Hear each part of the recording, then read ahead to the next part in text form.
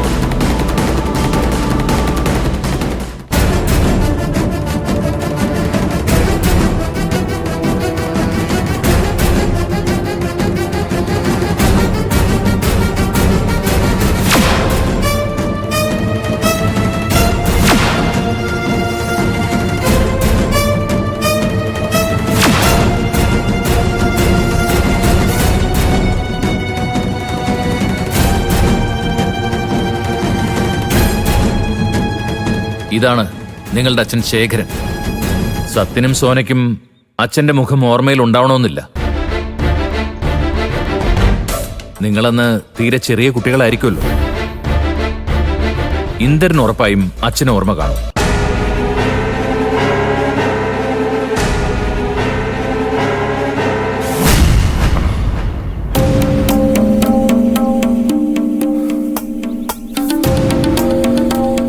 മോനെ സത്യ,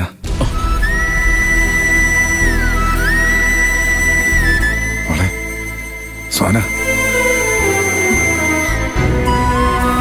അച്ഛൻ നിങ്ങളെ മറന്നിട്ടില്ല. എന്റെ മക്കൾ ഇത്രയും വളർന്നെങ്കിലും ആ പൊന്നു മക്കൾ ഇപ്പോഴും അച്ഛന്റെ മനസ്സിലുണ്ട്. മതി, നിർത്ത്.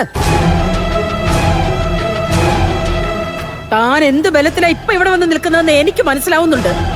പക്ഷേ ഇത് തന്റെ മക്കളാണെന്നും താനും തന്നെ കൊണ്ടുവന്നവരും പറഞ്ഞതുകൊണ്ട് കാര്യമില്ല. അത് ഞാൻ പറയണം.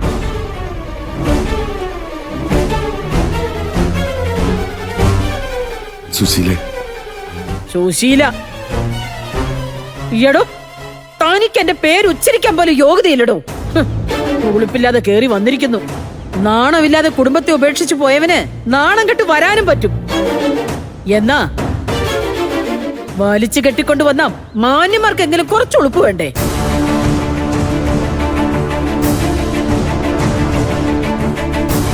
അതെ, ഞങ്ങളുടെ ഉളുപ്പും മാനൊന്നും നീ ഇളക്കണ്ട. ശേഖരൻ നിന്റെ ഭർത്താവല്ലെന്നും നിന്റെ മക്കളുടെ അച്ഛനല്ലെന്നും നീ പറ. ശേഖരനെ ഞങ്ങൾ തിരിച്ചുകൊണ്ടേക്കോളാം. എന്തായി?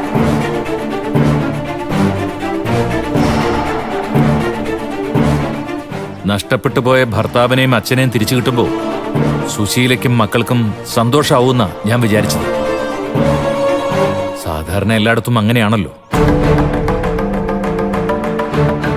അമ്മയ്ക്ക് അച്ഛന്റെ കാര്യത്തിൽ ചില അഭിപ്രായ വ്യത്യാസങ്ങളൊക്കെ ഉണ്ടായേക്കാം. അത് അച്ഛൻ പോയ ശേഷം അമ്മയ്ക്ക് അനുഭവിക്കേണ്ടി വന്ന കഷ്ടപ്പാടിന്റെയും ദുരിതത്തിന്റെയും രോഷമാണെന്ന് മനസ്സിലാക്കാം. പക്ഷേ നിങ്ങൾക്കും അച്ഛൻ തിരിച്ചു വന്നിട്ടും ഒരു സന്തോഷമില്ലാത്തത് എന്താണെന്നാ എനിക്ക് മനസ്സിലാവാത്തത്.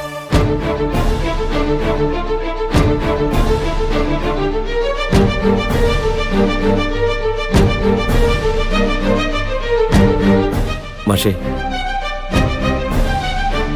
ഈ മനുഷ്യനെ ഇവരും ഞാനും ഒക്കെ കണ്ടിട്ടുള്ളത് വിച്ചുമോനെ തട്ടിക്കൊണ്ടുപോകാൻ ശ്രമിച്ച ആളായിട്ടും മഴയത്ത് ഇങ്ങോട്ട് കയറി വന്നൊരു ഭ്രാന്തനായിട്ടൊക്കെയാ.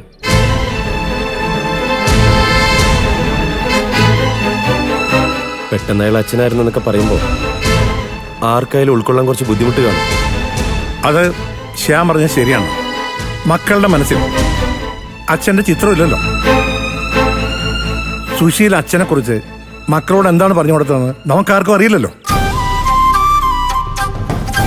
ഞാൻ ഇയാളെ കുറിച്ച് എന്റെ മക്കളോട് പറഞ്ഞു കൊടുത്തിട്ടുള്ളത് ഇയാളൊരു കള്ളനും ചതിയനും കുടുംബദ്രോഹിയുമാണെന്നാ.